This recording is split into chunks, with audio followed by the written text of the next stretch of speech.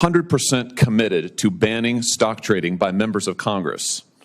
So I'm not going to be dissuaded from that one way or another. And we can throw up as much chaff as you want to, but the fact of the matter is members of Congress should not be trading stock. They should not be. Congress is a rich man's club. That's the problem. That's what we're trying to fix. I would suspect that I probably have the fewest assets of anybody sitting on this dais. I am not a rich man, unlike those to my left.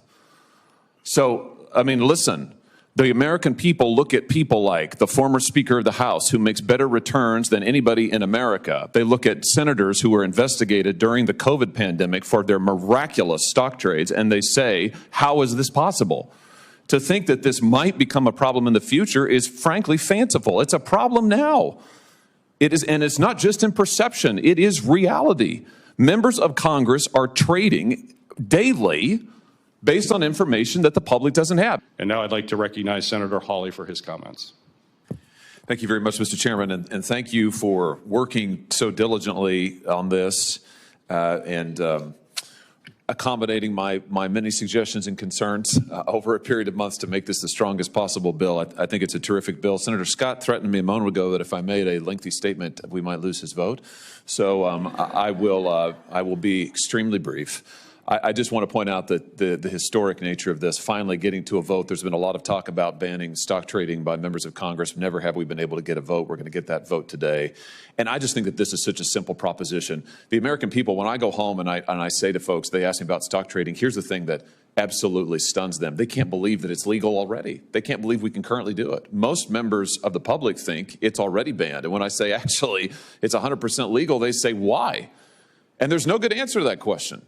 We should be here to focus on the public's business, not private gain. We shouldn't be here day trading. We shouldn't be here focusing on our stock portfolios. We should be here doing what the American people sent us to do. And that's what this bill is about. With that, I yield back, Mr. Chairman. I came in here happy to vote yes on this self-flagellation. For my own part, what I did when I ran for office, I divested myself of all my marketable securities, turned them into cash. I've been sitting on cash. And you know how much I've lost in terms of opportunity cost since that point in time. So, you know, from my standpoint, I was able to do that. I had the capability of doing that. And I thought that'd be the honorable thing to do. My wife has since purchased an ETF, which this does exempt, and I think that's a good thing. I would caution people in terms of, I'm going to vote no now. We don't want to turn Congress into a rich man's club. I think it's already suffers from that. And again, I thought also, and I would want clarification, it's mainly the reason I'm asking this, is are private businesses exempt or not exempt from this? I was told, again, it's hard to interpret legislative language, but if, you know, I'd have rather large manufacturing company, which I did not divest myself immediately, I since have, but that would be grotesquely unfair. We're going to limit the number of people, by the way, qualified people.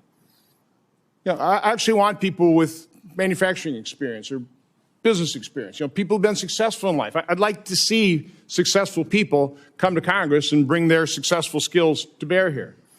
So, again, I agree with Senator Romney.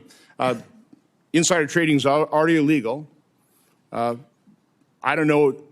I think there's all kinds of suspected abuse. A lot of people come into Congress and all of a sudden they're multimillionaires later. But I think we do need to exercise caution. But again, I'm primarily speaking at this point because I want clarification. Does this or does this not exempt a private company of somebody who's going to run for office or a member of Congress? I mean, all of a sudden, does that have to be divested? Because I think that'd be a travesty, quite honestly.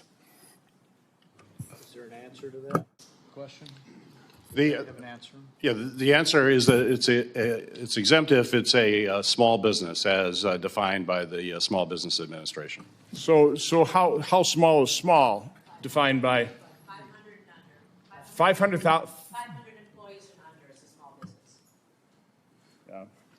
Definitely put me down as no. So let me ask a question. So if you have 1,000 employees and you own it and it's just your private business, you have to divest of that business? Yep. Well, that's insane. Yeah. I mean, who would want to do that? I mean, farms, family businesses have been going on for generations that they keep together, and sometimes families divide it by shares. We're going to make people divest of those privately owned businesses, and we think that's a good idea? I don't know. I mean, the thing is the popularity of voting for this to show you're against bad things is out there. But it's like, you know, one of the senators today said that no congressperson should enrich themselves from illegally obtained information. That's not what this bill's about. This isn't about illegal information. This is about owning stock. This means you're criminalizing everybody who wants to own stock. There's potentially a 27th Amendment violation in this, too, with taking people's salary. That's being adjudicated before the courts currently. But to vote against this sounds like, oh, gosh, you're for corruption. Nobody's for corruption. There are laws we passed, and I voted for the Stock Act a couple of years ago, and the Stock Act helped to ban or further ban what was already illegal. It has always been illegal to do insider trading for anyone in Congress or otherwise. With the Stock Act, the way I understand it, is we reaffirmed that. But I do fear that we're doing this, and I'm torn between the perception of how this vote will be and actually the how badly the bill is written of what it will do. And did any of the authors of the bill have a comment on whether this would require President Trump to divest? Senator Hawley, do you know what the answer to that is? Divest from what?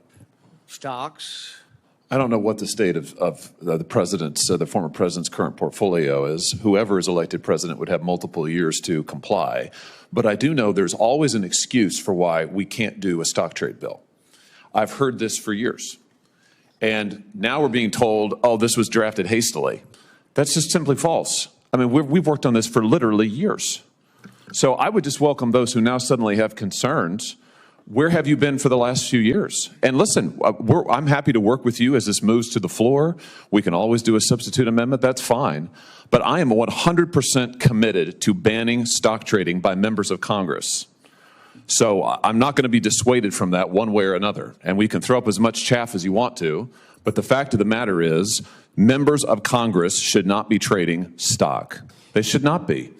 And I know that there are those on this panel who have never supported and are never going to support a stock trade ban. And that's completely fine. That's your prerogative. But let's not pretend that this is about anything other than that. That's what this is about. But what about banning of owning of your business? I got a family, I don't, but let's say I have a family business and it's got 1,000 employees and I own it. I have to divest in that. Do you think that's a good part of your bill? Is that the current, Mr. Chairman? Listen, again, I'm happy to work with anybody who has concerns on substance, who would actually like to get to a result on this and thinks it will improve it on the floor. I'm delighted to work with you on it. Can I make a suggestion which would solve this? Don't force divestiture. You run for office, you have a stock portfolio, that's it. Now you can't trade it. Okay, you can't buy more stocks and trade stocks, so you want to run for, you can hold on to your stocks. Okay? You can always divest. Okay? You can always buy an ETF. Don't force people to sell their business. Don't force them to sell stocks they already hold. Don't force divestiture. Once you're here, you can't be buying and selling. Again, I don't do it. I did divest. I turned it all into cash. Okay? So that's how I handled myself. I don't want to force what I did in everybody else, though. Not everybody's in my position. I don't want to turn Congress into rich man's club. And by the way, I certainly don't want to impose a self-flagellation on other branches of government. We can do this to ourselves. I don't think we should do it to the executive branch or the judicial branch. Congress is a rich man's club. That's the problem. That's what we're trying to fix. I would suspect that I probably have the fewest assets of anybody sitting on this dais. I am not a rich man, unlike those to my left. So, I mean, listen, the American people look at people like the former Speaker of the House, who makes better returns than anybody in America. They look at senators who were investigated during the COVID pandemic for their miraculous stock trades, and they say, how is this possible? To think that this might become a problem in the future is frankly fanciful. It's a problem now. It is, and it's not just in perception, it is reality. Members of Congress are trading daily based on information that the public doesn't have. And now we've heard the insider trading. I understand that insider trading is banned, but let's be honest. members of Congress get information that is technically not insider information as defined by the securities laws that is nevertheless extremely beneficial to know, and often we get it earlier than other people do. That's why senators rushed to trade stock at the beginning of the pandemic and were investigated for it. Ultimately couldn't be prosecuted because technically it wasn't a violation of the securities laws. Was it a good idea? No. Should it be happening? I submit that it should not be. I have to say, I'm kind of amazed that we're holding this hearing.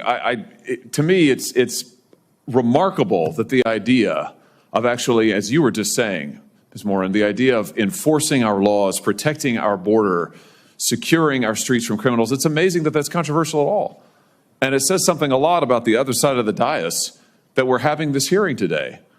Let me just ask you, Mr. Reifland-Melnick, I mean, is it really such a bad idea to deport people like the criminal who killed this young man? This is Travis Wolf. He was 12 years old when he was killed.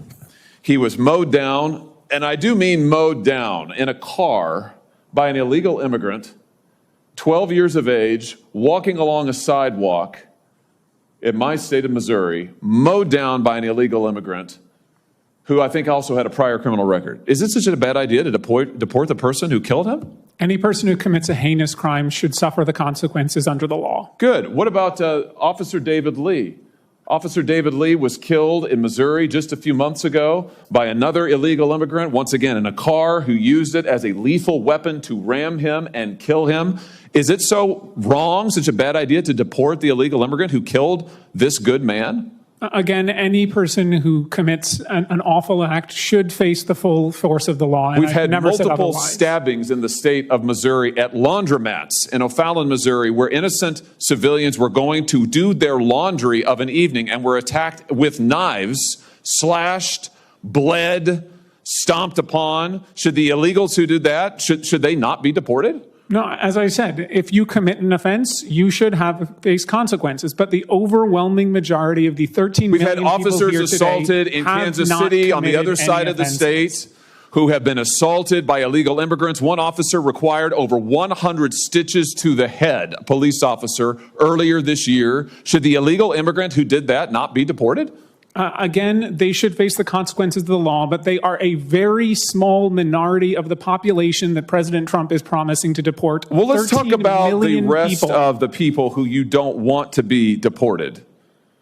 You said in an article that you wrote recently, new report shows devastating costs of mass deportation. You wrote this in October. Do you remember this piece? Yes, that is a summary of our report. That we published so in this October. piece, and it's also in your written testimony, you talk about how much the economy will lose if the United States actually enforces our immigration laws and deports folks who are here illegally. And I want to quote you now. You say some industries would be particularly hard hit, including construction, agriculture, and hospitality, which combined would lose more than 2.5 million workers.